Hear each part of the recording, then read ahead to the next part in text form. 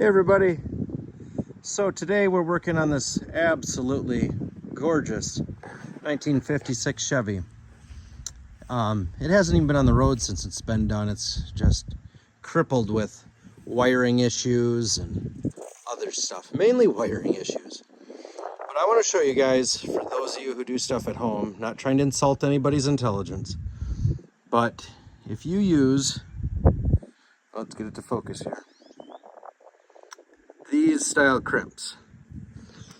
And then, not only do you use these, but you use those absolutely cheap crimpers, it doesn't work.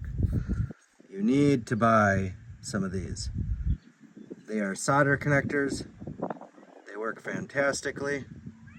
My camera does not want to focus, but you need to use these, especially on ignition wiring. This is